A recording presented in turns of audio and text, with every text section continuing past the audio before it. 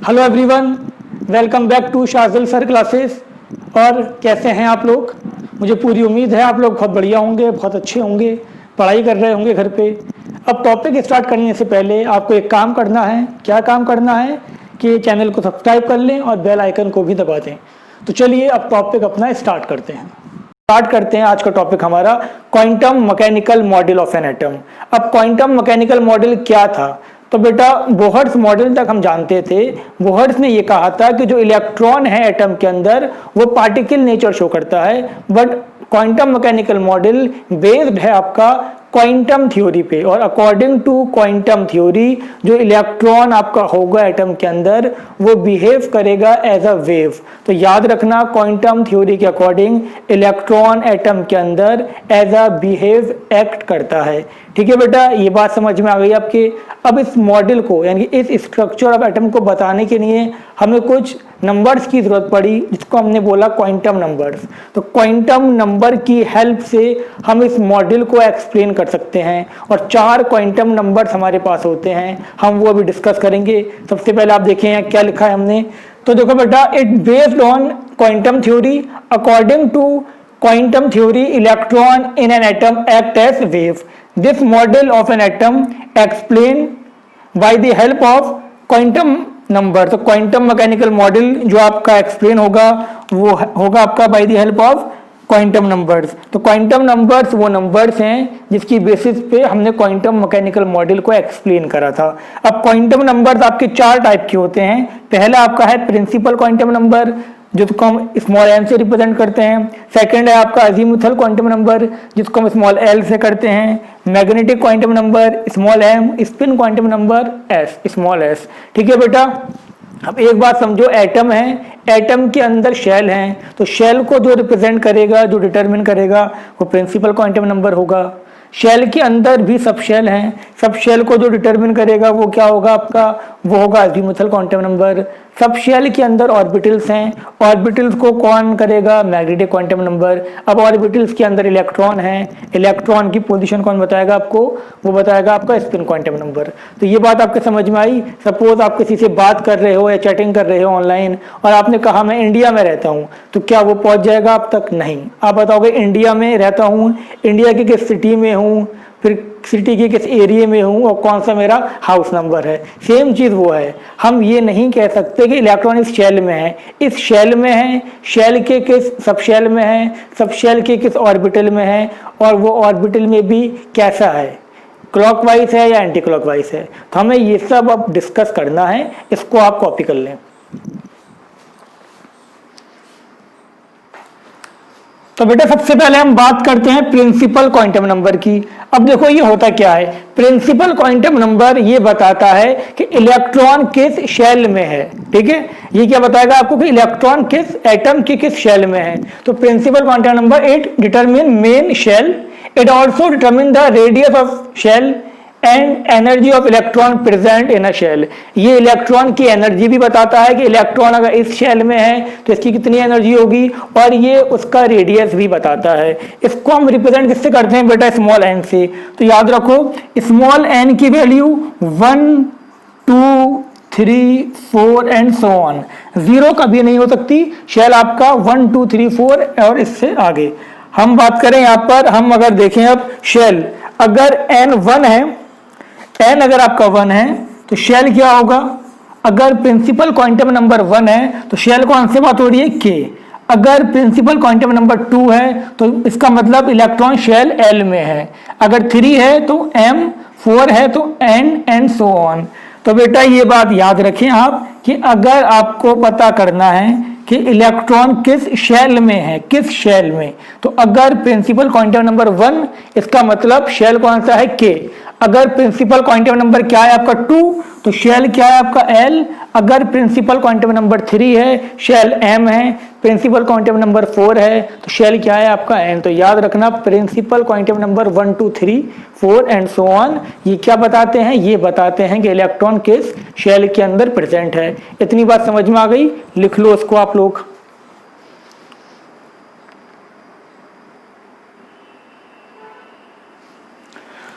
अब हम बात करते हैं बेटा अज़ीमुथल क्वांटम नंबर, और इसी का दूसरा नाम क्या है, सब्सिडियरी क्वांटम नंबर, और इसी का तीसरा नाम क्या है, इसका तीसरा नाम है आपका एंगुलर मोमेंटम क्वांटम नंबर। इसको डिनोट किससे करते हैं, स्मॉल एन से करते हैं। तो देखो ये क्या बताता है, ये बताता है आपका it determine subshell present in a given shell, shell के किस सब शेल में इलेक्ट्रॉन होगा, वो आइडिया हमें इससे मिलेगा। और ये क्या बताता है, it also determine the shape of orbital, ये ऑर्बिटल का शेप भी बताता है। अब ध्यान से देखो, अगर आपके पास L की वैल्यू आपकी 0 भी हो सकती है, 1 भी हो सकती है, 2 भी हो सकती है, और 3 और 4 भी हो सकती है। अगर आपका L की वैल्यू 0 निकल के आती है, L कैलकुलेट कैसे होगा, पहले ये देख लें आप, L कैसे निकलेगा आपका, तो ये आपका कैलकुलेट होगा L is equal to 0 to n-1। तो बेटा याद रखो L कैसे कैलकुलेट होगा आपका, अगर आपको L की वैल्यू निकालनी है कि L की वैल्यू कितनी है, तो वो कैसे निकालोगे, 0 to n-1। कैसे, 0 to n-1, ये फॉर्मूला है L को कैलकुलेट करने का, n हमें पता होगा।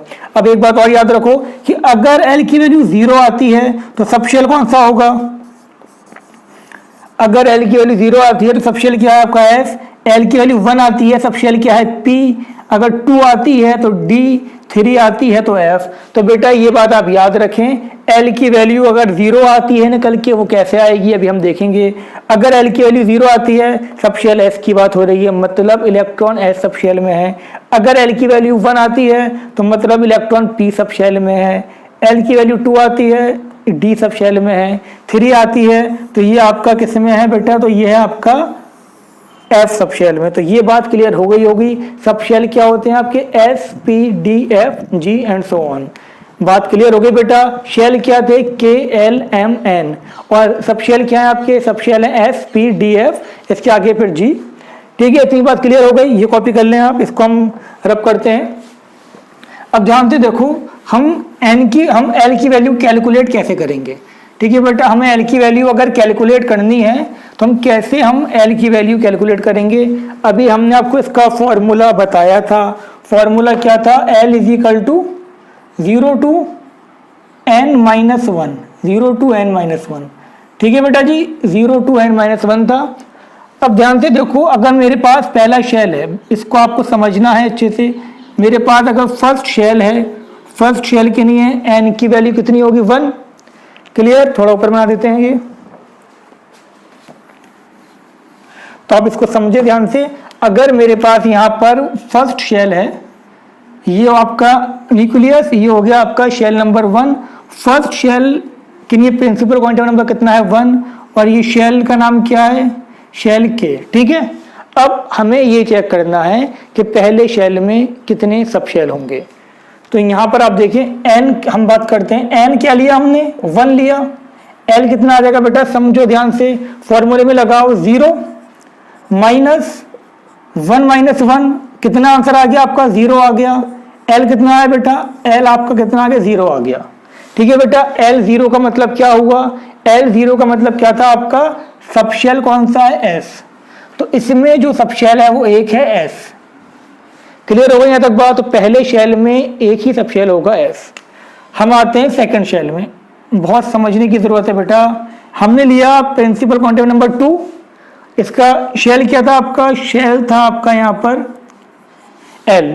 अब n की वैल्यू आपको रखनी है 2, हमने यहाँ बेटा रखा n की वैल्यू को रखा 2, n की वैल्यू हो गई 2।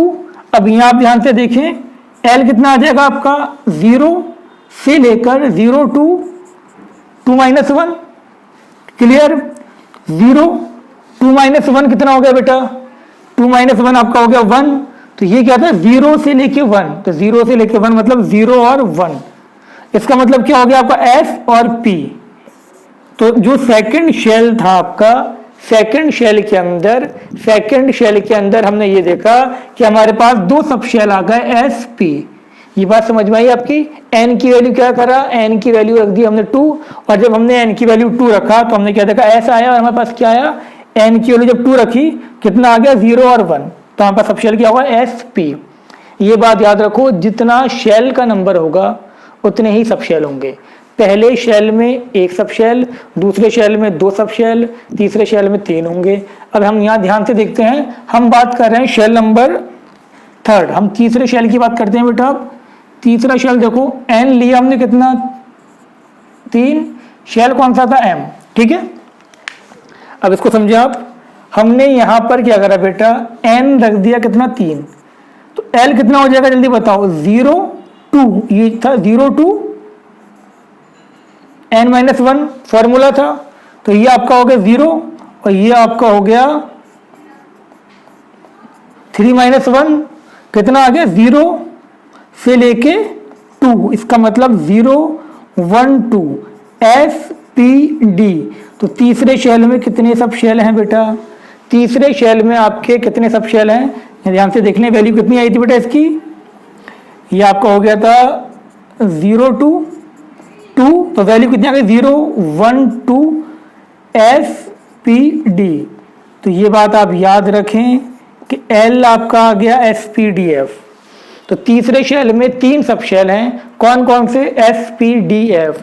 L की वैल्यू हमेशा n से 1 कम तक आएगी। n अगर 1 है तो L 0 होगा सिर्फ, n अगर 2 है तो L क्या होगा, 0 और 1। n अगर आपका है 3 तो L क्या होगा आपका, 0 1 2। और अगर इसका मतलब क्या हो गया, SPD। तीसरे शेल में 3 सब शेल है SPD।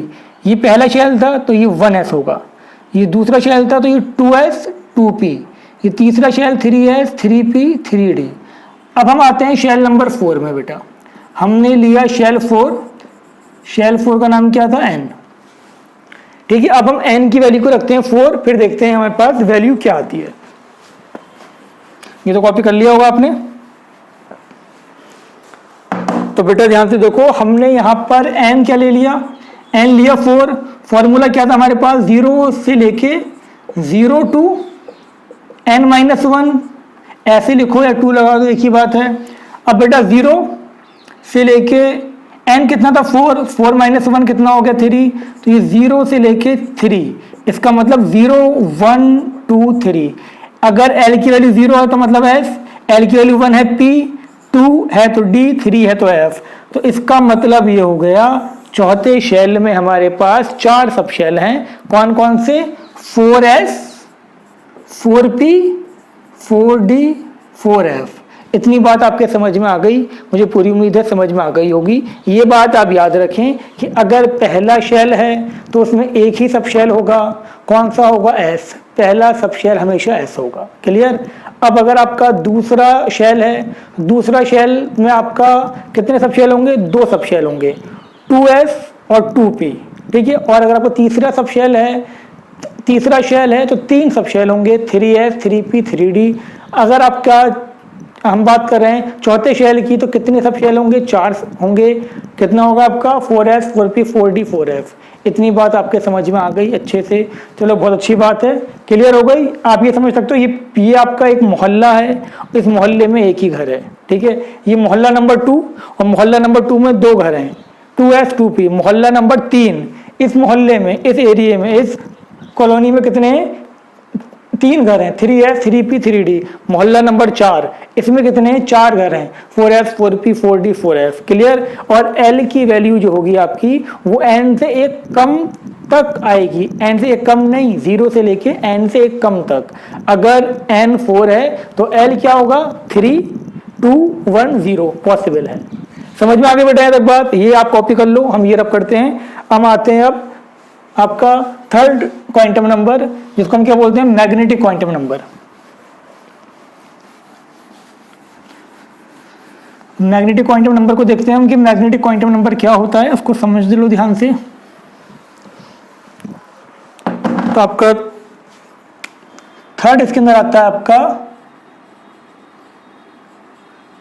मैग्नेटिक क्वांटम नंबर, इसको हम स्मॉल m से करते हैं। तो बेटा याद रखना, it determine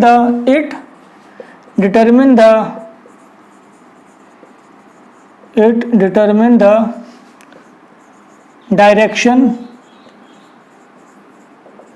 direction of orbitals.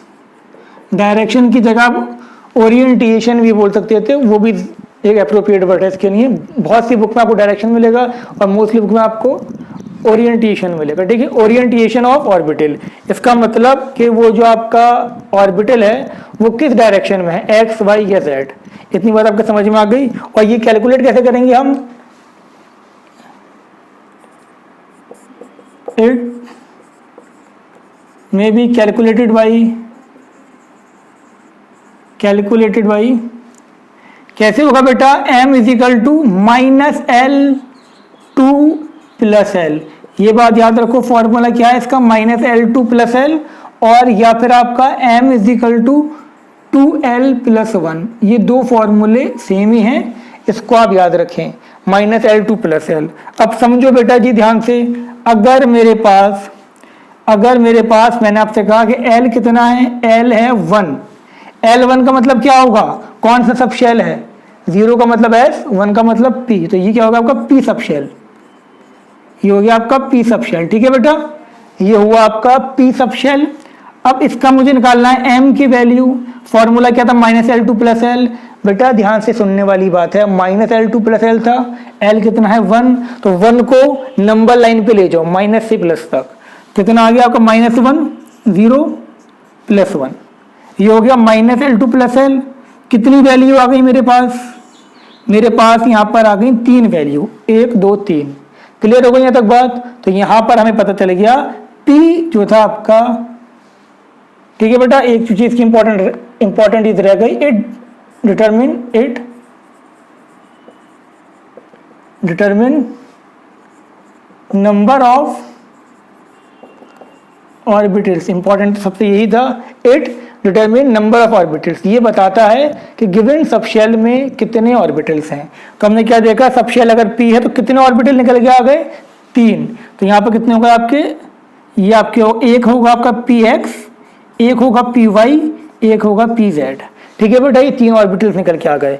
ऐसे यहाँ देखिए आप, हमने जब यहाँ पर लिया आपका, समझो ध्यान से, हमने L की वैल्यू क्या ली, 2 ली, तो M की वैल्यू कितनी आएगी बेटा, -2 -1 0 +1 +2। क्लियर, कितनी निकल के आ गई यहाँ पर, ये आपका निकल के आ गया 1 2 3 4 5 ऑर्बिटल। तो इससे मुझे ये पता चल गया कि डी सबशेल के अंदर 5 ऑर्बिटल्स हैं। कौन कौन से, अब ध्यान से देखो, इनका नाम है आपका DXY, इसका नाम है DYZ, DZX, इसका नाम है DX² -Y², इसका है DZ²। 3 ऐसे 2 ऐसे, इनमें डिफरेंस क्या है, जब शेप इनका बताएंगे तो आपको डिफरेंस भी पता चल जाएगा। ठीक है बेटा, बात समझ में आ गई। तो डी में कितने हैं, डी में थे आपके, ये कहता है आपका डी सबशेल में कितने ऑर्बिटल थे बेटा, 5। पी में कितने थे, 3 थे। इतनी बात समझ में आ गई। अब ये फॉर्मूला भी आप अप्लाई कर लें। अगर देखो यहाँ एल की वैल्यू रखते हो 1, 2 1 2 +1 कितना आ जाएगा आंसर, 3 आंसर आ जाएगा। ठीक है, ये आप रखो, एल की वैल्यू रखो आप 2 2 2 4 +1, टोटल कितने आ गए ऑर्बिटल 5, और ये देखो 5 ऑर्बिटल आ गए। वो आपका ऑर्बिटल का नंबर बताता है कि कितने ऑर्बिटल होंगे, ये एग्जैक्ट वैल्यू बताता है कि ये -2 वाला है, ये -1 वाला है, ये 0 वाला, +1 +2। इतनी बात समझ में आ गई बेटा। ऐसी तो हम बात करते हैं, हमने यहाँ पर एल कितना लिया, एल लिया 3। तो यहाँ पर मुझे इसका मतलब क्या होगा, 3 का मतलब हो गया एफ सबशेल। इसका मतलब आपका हो गया एफ सबशेल। अब यहाँ पर मुझे क्या निकालना है, m की वैल्यू निकालनी है। तो कितना होगा, -3 -2 -1 0 +1 +2 +3। इसको आप नंबर लाइन पे ले जाओ। ठीक है, अब यहाँ पर हमें बात करनी है कि इसके कितने ऑर्बिटल बने। तो बेटा बहुत ध्यान से देखो, एक ये बना 1 2 3 4 5 6 7, टोटल कितने बने आपके, 7 ऑर्बिटल बने। एक -3 वाला, -2 वाला, -1 वाला, 0 वाला, +1 +2 +3। क्लियर हो गई यहाँ तक बात। और यहाँ पर आप रख के देख लो, एल आप रखोगे, एल रखेंगे 3, तो कितना आ जाएगा, 6 +1 7, टोटल कितने आ गए, 7 ऑर्बिटल। तो ये बात आपके समझ में आ गई होगी। ऐसे देखो, एक अगर मैं एल रखता हूँ 0, एल रखा मैंने 0, और 0 का मतलब क्या था आपका, 0 का मतलब था आपका एस सबशेल। एस सबशेल में बेटा कितने होंगे, एल अगर 0 है तो एम कितना होगा, एम भी तो 0, एम का जो वैल्यू आएगी वो 0 ही तो आएगी, नंबर 0 तो आएगा। अब यहाँ एल 0 रखो तो कितना आएगा 1, तो एक ही ऑर्बिटल होगा और उसका जो नंबर है वो क्या है 0। ऑर्बिटल एक है, उसका नंबर क्या है 0। ठीक है बेटा,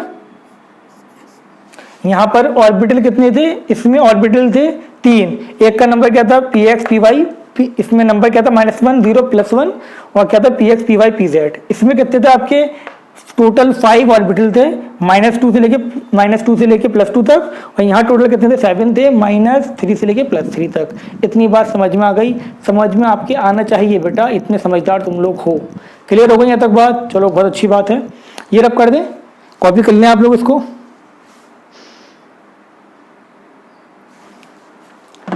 देख लिया, चलो अब स्टार्ट करते हैं इसके बाद। अब बेटा ध्यान से समझो। नेक्स्ट अब हम बनाने वाले हैं स्ट्रक्चर ऑफ एटम पूरा।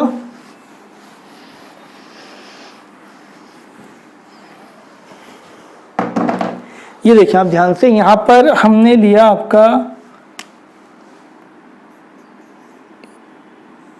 ये आपका शेल नंबर 1 N1, और इसका शेल का नाम क्या है, शेल का नाम है K। अब देखो बेटा हम पहले बात कर रहे हैं N = 1, शेल क्या है आपका, शेल है यहाँ पर K। L कितना हो जाएगा इसका, L हम जानते हैं 0 से N-1 कितना आ जाएगी बेटा L की वैल्यू, L की वैल्यू आपकी कितनी आ गई 0 आ गई। L 0 है तो M कितना हो जाएगा 0 हो जाएगा M, और जब M 0 हो गया इसका मतलब कि ये क्या है आपका एक ऑर्बिटल। कौन सा ऑर्बिटल हो गया ये आपका हो गया 1s। समझ में आई बेटा, यहाँ तक बात क्लियर हुई आपकी। ये क्या कहा हमने आपसे, ये पहला शेल था, पहले शेल में एक ही सब शेल और उसमें एक ही ऑर्बिटल, कौन सा 1s। क्लियर। अब हम ले रहे हैं सेकंड शेल। सेकंड शेल को समझो बेटा, N2 है। अब सेकंड शेल में L की वैल्यू कितनी आएगी 0 और 1। अब L अगर 0 है तो M क्या होगा, तो M आपका होगा 0। 0 का मतलब क्या हो गया आपका S। कौन सा S है ये 2s। और अगर L आपका 1 है तो M कितना होगा, M आपका होगा -1 0 +1। तो बेटा ये क्या हो गया आपका, ये हो गया आपका 2p। समझ में आई यहाँ तक बात। तो दूसरे शेल में हम अगर दूसरे शेल की बात करें, शेल नंबर 2 की, तो शेल नंबर 2 में, शेल 2 में दो सब शेल हैं S और P। दूसरे शेल में दो सब शेल हैं S P। S में एक ही ऑर्बिटल है, P में 3 ऑर्बिटल हैं, क्या हो गई 2p। ऐसे समझो, ये पहला मोहल्ला था, पहला एरिया था, कॉलोनी थी, जो समझना है समझ लो। उसमें एक ही घर था, घर में एक ही कमरा था। ये दूसरा मोहल्ला, इसमें 2 घर, बड़ा मोहल्ला थोड़ा, ये 2 घर हैं, और पहले घर में एक ही कमरा है, दूसरे घर में 3 कमरे हैं। ठीक है बेटा। अब देखो हम आते हैं शेल नंबर 3, तीसरे शेल पे आते हैं हम। N अगर मेरे पास 3 है तो बेटा L क्या क्या हो सकता है, जल्दी बताओ L क्या हो सकता है। मैंने बताया था L आपका होगा N से 1 कम तक, तो ये आपका होगा 0 1 2। अब L अगर 0 है तो M कितना होगा, M हम जानते हैं -L2 + L 0 होगा। 0 का मतलब क्या हो गया S। कौन सा S 3s। L अगर आपके पास 1 है तो M कितना होगा बेटा -1 0 +1 कितना हो जाएगा आपका, ये आपका हो जाएगा P। कौन सा P 3p। L अगर आपके पास 2 है तो M कितना होगा -2 -1 0 +1 +2, तो कितना हो गया बेटा 1 2 3 4, ये हो गया 5 3d।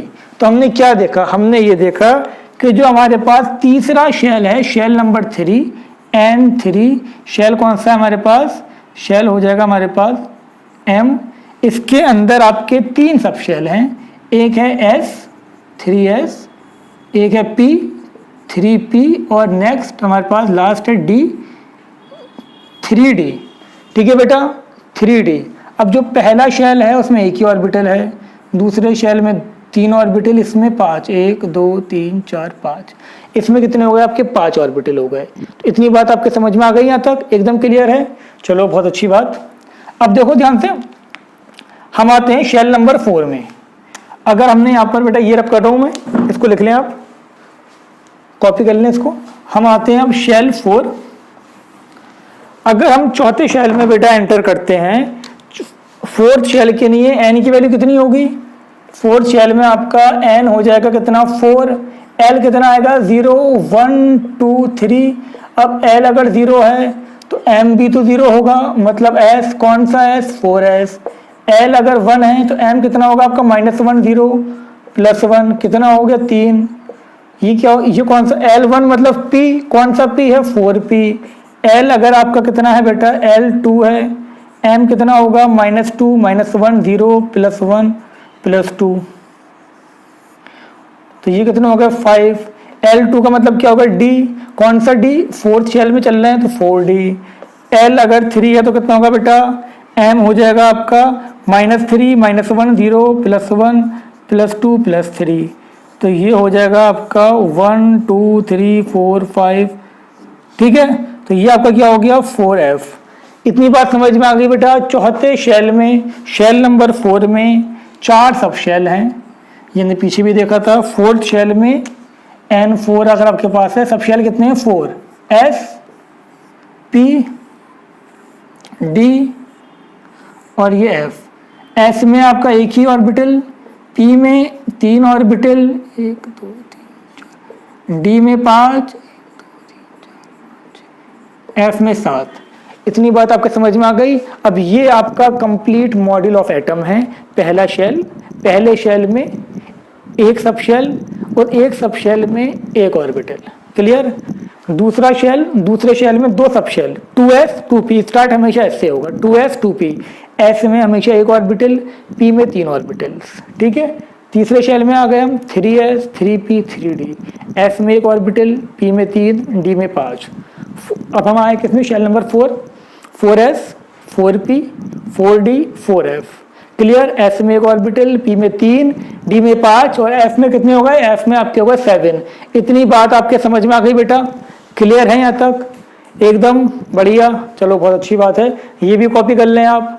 तो ये आपकी कहानी पूरी हो गई मैग्नेटिक क्वांटम नंबर की। ये हमने बना लिया आपका, ये हमारा यहाँ बन गया स्ट्रक्चर ऑफ एटम। अब हम आते हैं, अच्छा एक बात और याद रखो, पहले शेल में सिर्फ S होगा, तो 1p कभी पॉसिबल नहीं है, P हमेशा 2 होगा। 1p कभी पॉसिबल नहीं है, P हमेशा 2 होगा। और दूसरे शेल में D नहीं है, 2d कभी पॉसिबल नहीं है, D हमेशा 3 होगा। ठीक है, F हमेशा 4 से स्टार्ट होगा। ये रब करते हैं हम। अब ध्यान से इसको देख लो। अब हम नेक्स्ट पे आते हैं। नेक्स्ट क्या था हमारा? नेक्स्ट हमारा था इसके अंदर, नेक्स्ट क्या था? वो था हमारे पास स्पिन क्वांटम नंबर। तो हम आते हैं 4th quantum number, spin quantum number. इसको हम ऐसे करेंगे बेटा। S क्या होगा आपका? या तो +½ होगा। देखो एक ऑर्बिटल अगर आपके पास है, एक ऑर्बिटल में 2 इलेक्ट्रॉन आ सकते हैं, एक उल्टा एक सीधा, एक उल्टा एक सीधा। तो इसका मतलब S क्या होगा यहाँ पर? अगर हमने अपवर्ड शो करा है तो S होगा +½ और इसका मतलब है कि ये रोटेट कर रहा है क्लॉकवाइज।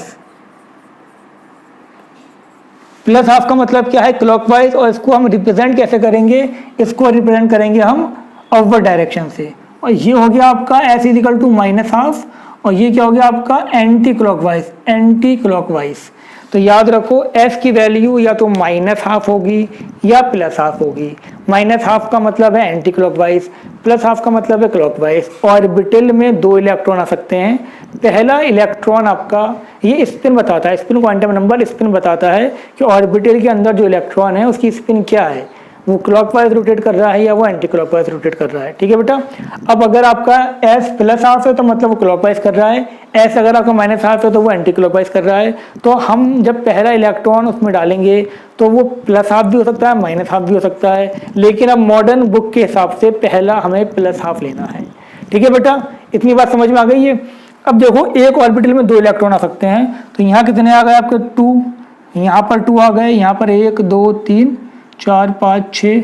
यहाँ पर देखिए आप, हर एक ऑर्बिटल में 2 इलेक्ट्रॉन आ सकते हैं। इसको अच्छे से बना लें आप लोग। ठीक है बेटा जी, एक ऑर्बिटल में कितने इलेक्ट्रॉन आ गए? एक ऑर्बिटल में 2 इलेक्ट्रॉन, एक अपवर्ड एक डाउनवर्ड, एक अपवर्ड एक डाउनवर्ड। जैसे मैं ये फिलिंग कर रहा हूँ ऐसे फिलिंग होती नहीं है, स्लिंग आपको अभी बताएंगे इसके आगे। ठीक है बेटा, तो इससे हमें क्या पता चला, हम ध्यान से देख लें। पहले शेल में मैक्सिमम कितना आ सकते हैं, 2 इलेक्ट्रॉन। ठीक है, दूसरे में कितना आ सकते हैं आपके, देखो 2 8, हम जानते हैं दूसरे में कितना आ सकते हैं 8, तीसरे में कितना आ सकते हैं आपको 18, तो देखो 18। तो बेटा आपके समझ में आ गए होंगे कि क्वांटम नंबर्स क्या होते हैं, शेल क्या होता है, सब शेल क्या होता है, और ऑर्बिटल्स क्या होते हैं, और उसमें कितने इलेक्ट्रॉन आ सकते हैं। जैसे कि हमने आपको बता ही दिया, एक बार मैं दोबारा बता दे रहा हूं आपको कि सब शेल की हम बात करें, सब शेल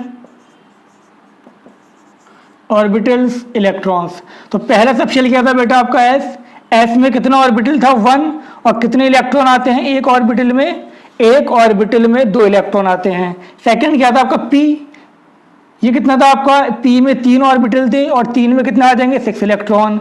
देन डी में आपका क्या था, डी के अंदर 5 ऑर्बिटल थे, 5 में कितने आ गए 10 इलेक्ट्रॉन। एफ की हम बात करें, एफ में कितने थे बेटा 7 में कितने आ गए 14। तो ये बात आपको मैंने बताई दी थी। ठीक है, इसको भी लिख लेना ताकि आपकी बात समझ में आ जाए। इतना क्लियर हो गया ये। अब हम बात करते हैं कि ये जो ऑर्बिटल्स हैं इनका शेप कैसा होता है। शेप ऑफ ऑर्बिटल्स को हम डिस्कस करते हैं। तो बेटा देखो, सबसे पहले हम बात करेंगे इसके अंदर शेप ऑफ एस ऑर्बिटल, कि शेप ऑफ एस ऑर्बिटल क्या होगा। अच्छा, ऑर्बिटल समझ लो, ऑर्बिटल क्या होता है। ऑर्बिटल वो रीजन है जहां पर इलेक्ट्रॉन के मिलने की प्रोबेबिलिटी सबसे ज्यादा होती है कि इलेक्ट्रॉन एटम में यहां मिलेगा हमें। ठीक है बेटा, हम बात कर रहे हैं, आपका पहला है शेप ऑफ एस ऑर्बिटल।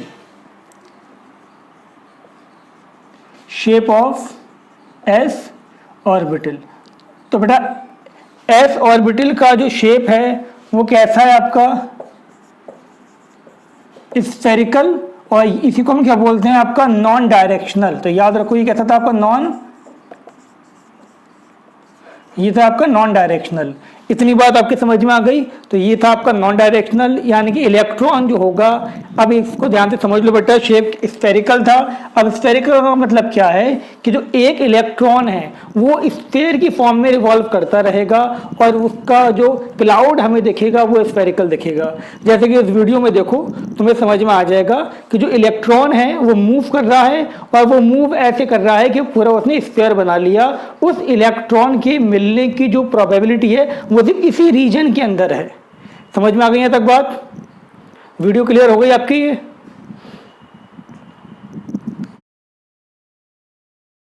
अब हम बात कर रहे हैं shape of P orbital. P subshell में कितने ऑर्बिटल होते हैं? 3 ऑर्बिटल होते हैं, एक एक्स, एक वाई, एक जेड। अब ये डायग्राम ध्यान से देखो जरा, तुम ध्यान से देख पा रहे हो इसके अंदर एक आपका पहले हमने बनाया पी एक्स।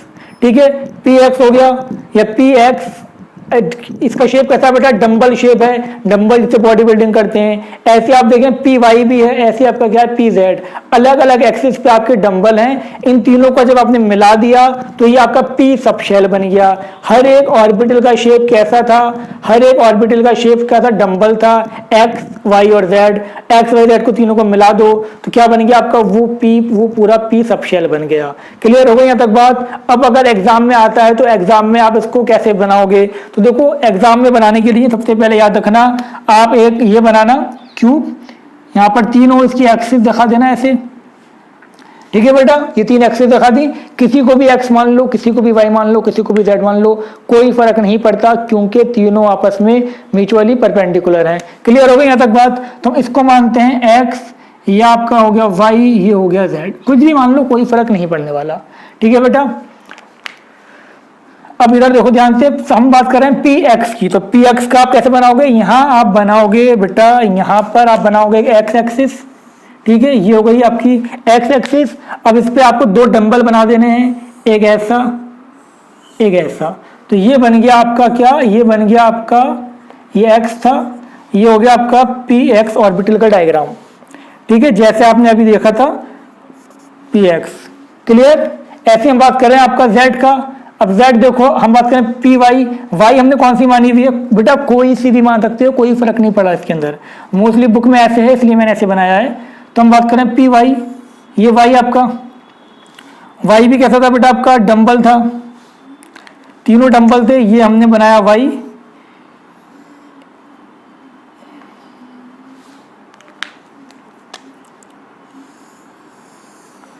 ये y हो गया आपका, ये हो गया पी वाई।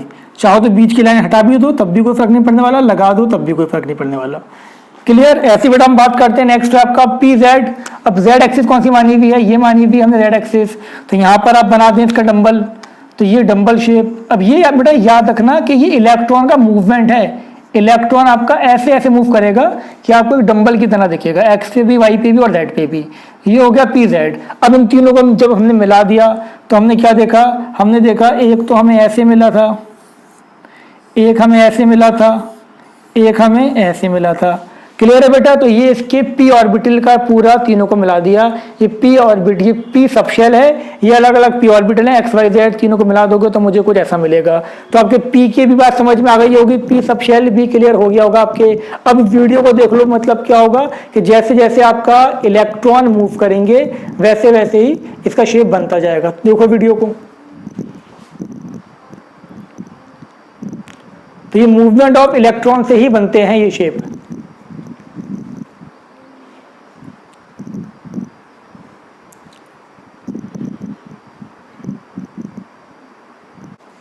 अब बात करते हैं हम shape of D orbital. D orbital को बेटा समझो, इसका शेप कैसा था, डबल डंबल की तरह था। मैंने आपको बताया था कि डी में कितने थे, डी में टोटल 5 ऑर्बिटल थे, ये मैंने आपको बता रखा है। कौन कौन से थे, 1 2 3 4, पहला था आपका डी एक्स वाई, फिर था D Y Z, D Z X, D X square minus Y square, और लास्ट था आपका डी जेड स्क्वायर। अब हमें इसका शेप बनाना है। ये तीन एक टाइप के होते हैं, ये तीन एक टाइप के। तो सबसे पहले हम बात करते हैं किसकी, डी एक्स वाई की। तो एक्स और वाई, हमें एक्स एक्सिस और वाई एक्सिस बनानी है। एग्जाम में भी ऐसे ही बनाना है आपको। तो बनाओ पहले एक्स। एक्स एक्सिस कहाँ थी हमारी, एक्स हमने माना था ये हो गया एक्स। फिर क्या माना हमने, वाई, वाई हमने माना ये। ठीक है बेटा, ये एक्सिस हो गई। अब इसकी जो इलेक्ट्रॉन डेंसिटी होगी वो इसकी बीच में होगी।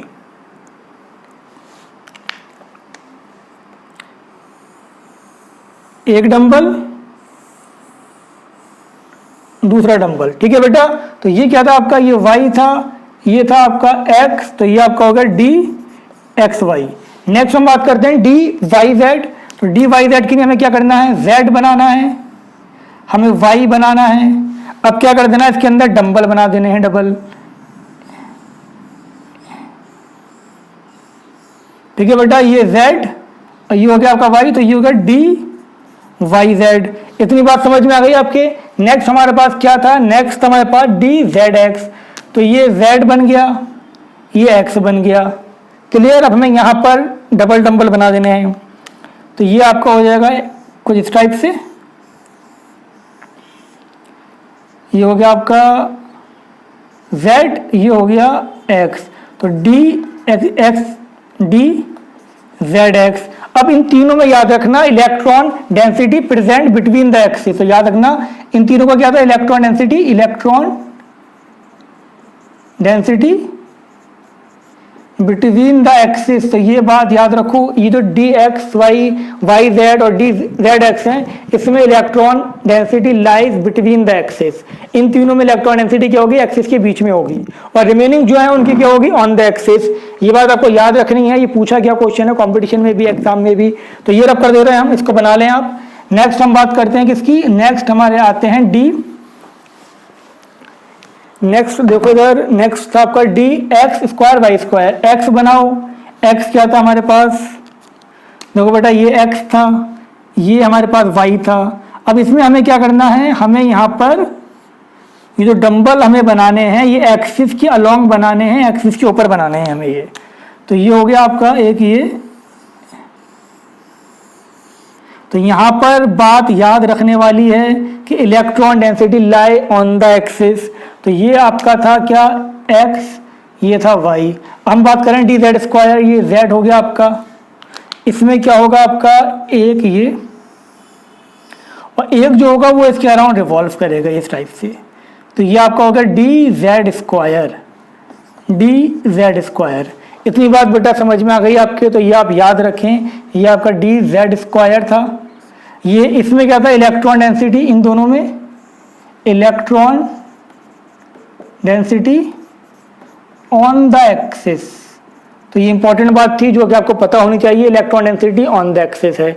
ये हमने शेप ऑफ ऑर्बिटल देख लिया, एग्जाम के लिए इंपॉर्टेंट थे। अब इसी की बेसिस पे हम ओवरलैपिंग की बात करेंगे। अब हम बात करते हैं filling of electron in an atom, कि एटम के अंदर इलेक्ट्रॉन कैसे अरेंज होते हैं, इलेक्ट्रॉन की फिलिंग कैसे होती है, उसी को हम क्या बोलते हैं बेटा, इलेक्ट्रॉनिक कॉन्फ़िगरेशन। तो याद रखना इलेक्ट्रॉनिक कॉन्फ़िगरेशन क्या है। इलेक्ट्रॉनिक कॉन्फ़िगरेशन है आपका filling of electron in a shell of an atom, atom के डिफरेंट शेल्स में हम इलेक्ट्रॉन की फिलिंग कैसे करेंगे। 9 तक की तो आपको आती होगी, कि जैसे कि आप जानते हैं पहले में 2 आते हैं, फिर आपके फर्स्ट में पहले 2, फिर 8, फिर 18 एंड सो ऑन। अब हम बात करेंगे कि हमें शेल्स के अंदर सब शेल्स में कैसे फिलिंग करनी है, ठीक है बेटा। और ये जो आपकी इलेक्ट्रॉनिक कॉन्फ़िगरेशन है ये हम करते हैं bye the help of 3 rules, जिसमें से फर्स्ट है आपका ऑफ-बॉ प्रिंसिपल, सेकंड है हंट्स रूल और थर्ड है आपका पॉलीज एक्सक्लूजन प्रिंसिपल। तो चलो अब हम डिस्कस करते हैं सबसे पहले कि ऑफ-बॉ प्रिंसिपल होता क्या है। तो इसको आप ध्यान से समझ लें कि ऑफ-बॉ प्रिंसिपल क्या होता है और इसमें क्या कहा गया है।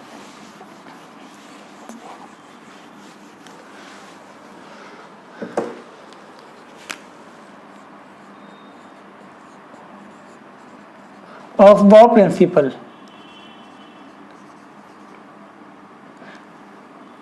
ठीक है बेटा। अब हम बात कर रहे हैं कि ऑफ-बॉ प्रिंसिपल था क्या।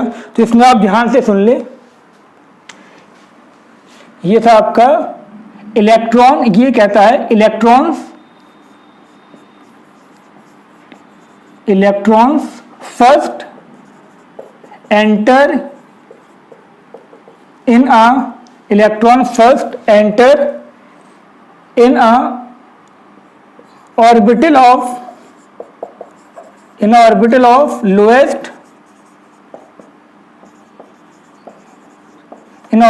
lowest एनर्जी, कि इलेक्ट्रॉन सबसे पहले उसमें भरा जाएगा जिसकी एनर्जी सबसे कम होगी, फिर उससे ज्यादा एनर्जी वाले में इलेक्ट्रॉन फिल होगा एंड सो ऑन। और ये जो एनर्जी था, एनर्जी का फॉर्मूला क्या था आपका, एनर्जी हम डिटरमिन करेंगे n+l की वैल्यू। एनर्जी क्या था बेटा आपका n+l। क्लियर हो गई यहाँ तक बात। n क्या है, प्रिंसिपल क्वांटम नंबर, l क्या है इसके अंदर, एजीमुथल क्वांटम नंबर। इतनी बात क्लियर हो जानी चाहिए आपके। अब जैसे कि बेटा हमने एक चीज देखी थी कि हमारे पास जो एटम था, समझ में आ रहा होगा आपके, एटम में क्या था आपका n1 था, 1s, फिर आपका क्या था n अगर आपका 2 था तो ये इसके अंदर आपका क्या था 2s था, 2p था, n जब 3 था हमारे पास तो यहाँ पर क्या था 3s, 3p, 3d, देन फिर आपका 4s, 4p, 4d, 4f। ये देखा था अभी हमने, ठीक है बेटा। अब ध्यान से देखो, हम अगर बात करते हैं कि मेरे पास यहाँ पर 1s है, मेरे पास यहाँ पर 2s है, मेरे पास 2p, हमें इसकी एनर्जी कैलकुलेट करनी है। तो बेटा ध्यान से देखो एनर्जी क्या हो जाएगी। हमें अगर इसकी एनर्जी निकालनी है, एनर्जी क्या थी, n+l की वैल्यू, इसमें n कितना है 1 और s की नहीं, l कितना होता है 0। मैंने बताया था l0 मतलब s, l1 मतलब p, l2 d, l3 f। तो इसकी एनर्जी कितनी हो गई 1, इसमें कितना हो गया बेटा 2 + 0 2, इसका कितना होगा 2 + 1 3। तो सबसे कम एनर्जी किसकी है, सबसे कम एनर्जी आपकी किसकी है 1s की है, फिर आपकी किसकी है 2s, देन आपका 2p, सबसे कम इसकी, देन इंक्रीजिंग ऑर्डर में। तो सबसे पहले इलेक्ट्रॉन कहाँ पर आएगा, जल्दी बताओ बेटा। सबसे पहले इलेक्ट्रॉन आपका आएगा किसमें 1s में, तो 2 इलेक्ट्रॉन 1s में आ गए, ठीक है। अब उसके अगर 2 से ज़्यादा इलेक्ट्रॉन हैं फिर वो 2s में आएंगे, और 4 से ज़्यादा हैं 2 इसमें 2 इसमें, तो रिमेनिंग किस में आएंगे 2p में आएंगे। यहाँ तक बात समझ में आ गई। पहले मुझे ये शेल भरना है 1s, फिर मुझे 2s, फिर 2p। इतना क्लियर हो गया आपके ये, क्योंकि हमने देखा कि 1s की एनर्जी सबसे कम थी, उससे ज़्यादा एनर्जी 2s की है, उससे ज़्यादा एनर्जी 2p की है। क्लियर। ऐसे देखो अब ध्यान से, अब हम ऐसी हम बात करते हैं किसमें, अब हम बात करते हैं कि हमारे पास क्या आ गया, हमारे पास था यहाँ पर 3s, हमने यहाँ पर लिया क्या 3s लिया, हमने 3p लिया, 3d लिया, 4s, 4p, ठीक है बेटा। हम इनकी एनर्जी अब कैलकुलेट करते हैं। एनर्जी का फॉर्मूला हमें पता है n+l, n कितना है इसका, n है 3, n कितना है बेटा, n 3 है, l 0, तो 3 + 0, इसका कितना हो गया 3 + 1 3 + 2, इसका हो गया बेटा n कितना है 4 4 + 0, इसका 4 + 1।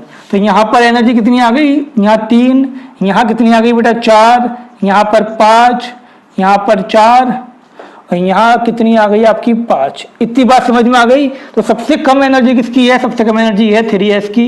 ठीक है, 3s से ज्यादा किसकी है, देखो बेटा इसकी भी 4 है, इसकी भी 4 है। अगर सुन लो ध्यान से, अगर n + l की वैल्यू बराबर है, अगर n + l की वैल्यू बराबर है तो फिर हमें देखना है कि किसकी n की वैल्यू कम है। इसकी n की वैल्यू कम है तो ये आपका आ गया 3p, यानी कि पहले तो हम ये भरेंगे, फिर इसकी फिलिंग करेंगे, फिर इसकी फिलिंग करेंगे, इसके बाद किसकी फिलिंग करेंगे 3s की, देन 3p की। अब ध्यान से देखो 3d से 3d की एनर्जी ज्यादा है 4s से, यहाँ 5 है यहाँ 4 है, तो 3d नहीं फिल करेंगे। तो देख लो ध्यान से 3p के बाद 3d की फिलिंग नहीं होगी, किसकी फिलिंग होगी 4s की। तो यहाँ पर ये आपका 4s, फिर आपका ये भी 5 ये भी 5, बट इसकी n की वैल्यू कम, देन फिर आपका 3d 4p। तो ये बात आप याद रखें कि पहले हम 1s भरेंगे, फिर 2s, फिर 2p, 3s 3p 4s, फिर हम फिल करेंगे 3d देन 4p। ये फिलिंग के ऑर्डर था एनर्जी का। लेकिन आपको बार बार एनर्जी चेक करने की जरूरत नहीं है, आपको सिर्फ एक ट्रिक याद करनी है। ये तो मैंने आपको समझा दिया, समझ में आ गया होगा तो बहुत अच्छी बात है, वैसे आ गया होगा कोई मुश्किल नहीं है, एनर्जी हम ऐसे निकालते हैं। लेकिन आपको सिर्फ एक ट्रिक याद रखनी है कि अगर मुझे फिलिंग करनी है तो उसकी ट्रिक क्या है, एक सिंपल सी ट्रिक है उसकी, S DPS DPS F। तो ये आपको याद रखनी है, SSP SPS DPS DPS F filling का ये मेथड है आपका। अब इसको बताएंगे इसको अप्लाई कैसे करना है, उससे पहले हम 2 रूल और देख लें। देखो बेटा ध्यान से, ये पहला रूल था हमारा, सेकंड हमारा क्या था, सेकंड हमने आपको बताया था, सेकंड था आपका हंस रूल। हंस रूल क्या कहता है, इसको समझ लो, ये कहता है रूल की। अब हंस रूल समझ लो क्या कहता है, ये आपका ये कहता है कि हम पहले एक सबशेल को सिंगली फिल्ड करेंगे, उसके बाद हम उसमें पेयरिंग स्टार्ट करेंगे। देख लो ध्यान से क्या कहा इसने, pairing of electron will not take place until each orbital of same subshell is singly filled। समझ में आई है तक बात, अभी एग्जांपल भी देते हैं उसकी, रुक जाओ अभी। और नेक्स्ट आपका पॉलीज एक्सक्लूजन प्रिंसिपल, ये क्या कहता है, each orbital can accommodate maximum 2 electron with opposite spin, कि कोई भी अगर ऑर्बिटल है, एक ऑर्बिटल में 2 इलेक्ट्रॉन आ सकते हैं, और 2 इलेक्ट्रॉन कैसे आएंगे, अपोजिट स्पिन से आएंगे। अब इन दोनों को समझ लो जरा कि इनका मतलब हुआ क्या। ये तो समझ में आ गया आपके कि 2 इलेक्ट्रॉन आएंगे। अगर मुझे P में फिलिंग करनी है, P में मैक्सिमम 6 आ सकते हैं, तो देखो मैं पहले क्या करूंगा, मैं सबसे पहले ये 3 ऑर्बिटल होगा इसके अंदर, 1 2 3, पहले सिंगल फिल करेंगे, उसके बाद सपोज हमें 5 फिल करने थे, फिर हम क्या करेंगे, उसकी पेयरिंग करेंगे। तो ये बात समझ में आई आपके कि P में 3 ऑर्बिटल थे, अगर मुझे P में 5 फिल करने हैं या कितने भी फिल करने हैं, पहले P के तीनों को आप सिंगल फिल करोगे, उसके बाद पेयरिंग स्टार्ट करोगे, और एक ऑर्बिटल में सिर्फ 2 आ सकते हैं, और कैसे आएंगे, अपोजिट स्पिन, एक अपवर्ड मतलब प्लस हाफ, एक माइनस हाफ। अगर आपने इसको ऐसे लिख दिया, अगर आपको 5 भरने थे आपने ऐसे करके कर दिया तो ये गलत है, ठीक है। अब ऐसे D है हमारे पास, D में मुझे अगर 6 फिल करने हैं तो मैं कैसे करूंगा बेटा, D में कितने होते हैं 1 2 3 4, ठीक है, 5 ऑर्बिटल होते हैं D में, तो ये 1 इलेक्ट्रॉन 2 3 4 5 ये हो गए। पहले सबको हम हाफ फिल करेंगे, उसके बाद पेयरिंग स्टार्ट करेंगे, तो ये इसका करेक्ट मेथड है। लेकिन अगर मैं इसको ऐसे फिल करता हूं, देखो ध्यान से 1 2 3 4, 2 यहाँ 2 यहाँ 2 यहाँ, तो ये गलत है। तो याद रखना, पेयरिंग पहले पेयरिंग तभी होगी जब एक सबशेल के सारे ऑर्बिटल सिंगली फिल्ड हो जाएंगे। इतनी बात आपके समझ में आ गई होगी, ये तीनों रूल आपके क्लियर हो गए होंगे। अब हम बात करते हैं किसकी, अब हम बात करते हैं कुछ एक आध एग्जाम्पल देख लें इलेक्ट्रॉनिक कॉन्फ़िगरेशन की। अब बेटा ध्यान से देखो, मुझे इलेक्ट्रॉनिक कॉन्फ़िगरेशन करनी है हाइड्रोजन की। एटॉमिक नंबर कितना है इसका 1। तो कॉन्फ़िगरेशन क्या होगी इसकी, जो पहला इलेक्ट्रॉन आएगा वो किस में आएगा, एस में आएगा। तो ये आपका होगा 1s1। इसका मतलब एस में कितना इलेक्ट्रॉन है बेटा, एस में 1 इलेक्ट्रॉन है। ठीक है, ऐसे ही मुझे अगर हीलियम की करनी है, एटॉमिक नंबर 2 है, इसका क्या हो जाएगा 1s2। एस में मैक्सिमम 2 आ सकते हैं ना। तो इसकी जो कॉन्फ़िगरेशन हो गई वो क्या हो गई, वो आपकी हो गई ये यहाँ 2 इलेक्ट्रॉन आ गए, एक अपवर्ड एक डाउनवर्ड। ऐसे ही अगर मुझे लिथियम की करनी है, एटॉमिक नंबर कितना है इसका 3, 1s2 2s2। ठीक है बेटा, 2s1 सॉरी। तो 1 ये आपका 1s में 2 आ गए, फिर आपका 2s में कितना आ गया बेटा, 1 आ गया। इतनी बात समझ में आ गई आपके, क्लियर है बेटा ये। अब देखो अगर सपोज मुझे किसकी करनी है, मुझे करनी है किसकी, मुझे नाइट्रोजन की करनी है, या चलो मुझे कार्बन की करनी है। कार्बन का कितना है 6। पहले इसमें आएगा 1s2, फिर आपका आएगा 2s2, कितने होगा 4 हो गए, बट कितने इलेक्ट्रॉन फिल करने थे मुझे 6 करने थे। तो क्या हो जाएगा 2p2। तो देखो ये वैलेंस शेल है इसका लास्ट वाला, इसको दिखा दो यहाँ पर कितने आ गए इसके अंदर, 2 इसमें आ गए। यहाँ पर कितने थे बेटा, 3 ऑर्बिटल होते हैं, तो एक यहाँ आएगा एक यहाँ आएगा। ये 2s था, ये 2p था। समझ में आ गई यहाँ तक बात। ऐसे देखो बेटा मुझे अगर नाइट्रोजन की करनी है 7, 1s2 2s2 2p3। ये वैलेंस शेल है, हमें हमेशा वैलेंस शेल का ही यूज करना होगा आगे जब हम वैलेंस शेल थ्योरी पढ़ेंगे। तो देखो बेटा यहाँ पर 2 आ गए, ये 2s था, यहाँ 3 आ गए, तीनों के तीनों क्या होंगे, ये अनपेयर्ड होंगे। समझ में आ गई बेटा यहाँ तक बात। मुझे ऑक्सीजन की करनी है तो क्या हो जाएगा, 8 है, 1s2 2s में आ गए, ऊपर जाओ अब 2s में 2 आ गए, और ऊपर जाओ 2p में कितना आएगा 4। तो ये आपका हो गया ये वैलेंस शेल। इसको बना लो यहाँ पर, चाहो तो ये भी बना लेना, मर्जी है आपकी। ये 2s2 में 2 आ गए, मुझे p में 4 फिल करने हैं, 1 2 3, अब पेयरिंग कर दो इसकी, ये 4 हो गए। इतनी बात आपके समझ में आ गई। ऐसी बेटा ध्यान से देखो, एक आध एग्जाम्पल और देखते हैं हम। हमने यहाँ पर लिखा सपोज सोडियम लिखा, एटॉमिक नंबर 11। तो पहले क्या करोगे, पहले 1s में आएगा, फिर आपका 2s, फिर 2p में कितना आ सकते हैं मैक्सिमम 6। कितने फिल करने थे 11, कितने फिल हो गए 10। तो ये आपका हो गया 3s1। तो ये वैलेंस शेल है इसका, इसमें 1 इलेक्ट्रॉन है। इतनी बात समझ में आ गई बेटा। अब देखो मुझे अगर फिलिंग करनी है किसकी, मुझे फिलिंग करनी है कैल्शियम की जिसका एटॉमिक नंबर 20 है। तो तुम्हें एनर्जी अब चेक नहीं करनी, तुम्हें क्या करना है, ट्रिक याद रखनी है बस, s d, और जरूरत होगी तो और लिख लेंगे। s में कितने आ सकते हैं 2, 2 यहाँ आ गए, 2 यहाँ आ गए, 6 2 6, कितने हो गए बेटा, ये आपके हो गए 18 हो गए, 10 और 8 18, 2 यहाँ आ गए, इसकी मुझे जरूरत नहीं पड़ी। अब समझो जो पहला एस है वो कौन से शेल में है, एस स्टार्ट होता है आपका 1 से, तो ये 1s, ये 2s, ये 3s, ये 4s। और आपका जो p वो किससे स्टार्ट होता है, p स्टार्ट होता है 2 से, ये 2p, ये 3p। तो ये इसकी कॉन्फ़िगरेशन हो गई। जैसे कि आप जानते भी थे इसमें कि इसमें क्या होता था, पहले शेल में आपके 2 आते थे, फिर आपके 8 आते थे, फिर दोबारा क्या आते थे 8 देन 2। तो इतनी बात समझ में आ गई आपके। तो आपको ये एनर्जी की वजह से होता है, डी फिल होने से पहले एस फिल होता है, जैसे मैंने आपको बताया था। लेकिन आपको एनर्जी चेक नहीं करनी है, आपको सिर्फ ट्रिक याद रखनी है। जैसे कि मैंने आपसे कहा कि मेरे पास अगर यहाँ पर जिंक है, जिंक का एटॉमिक नंबर 30 है, तो मुझे क्या करना है, एस पी एस डी, और जरूरत पड़ेगी और लिख लेंगे। एस में 2 आ सकते हैं, 2 2 6 2 6, टोटल कितने हो गए 18 हो गए, 2 यहाँ आ गए 20 हो गए। फिल कितने करने थे मुझे 30 इलेक्ट्रॉन, 10 रह गए। डी में मैक्सिमम कितने आ सकते हैं 10। ठीक है बेटा। अब नंबरिंग कैसे करनी है दोबारा देख लो। जो एस होगा वो पहला आपका 1s होगा, फिर 2s, फिर आपका 3s होगा, फिर 4s। और जो p है वो हमेशा सेकंड शेल से स्टार्ट होगा, 2p 3p, और डी आपका तीसरे शेल से स्टार्ट होगा हमेशा 3d। 1d नहीं हो सकता, 2d नहीं हो सकता। क्लियर हो गया बेटा। अब मुझे क्लोरीन की करनी है, इसका एटॉमिक नंबर 17 है, तो एस पी, और जरूरत पड़ेगी और लिख लेंगे, 2 2 6, 10 हो गए, 12, और यहाँ कितने आ गए आपके 5, 17 हो गए। ठीक है बेटा। 1s 2s 3s 2p 3p। इतनी बात आपके समझ में आ गई होगी।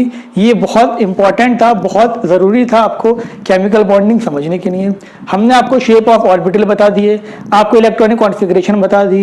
इसको बार बार देखो, वीडियो को समझो, नोट्स बनाओ, जो डाउट आए वो पूछ लेना। लेकिन ये लेक्चर आज का आपके पूरे समझ में आ जाना चाहिए। नेक्स्ट लेक्चर में हम स्टार्ट करेंगे वैलेंस बॉन्ड थ्योरी, जो कि बहुत ज़्यादा इंपॉर्टेंट है। ठीक है बेटा।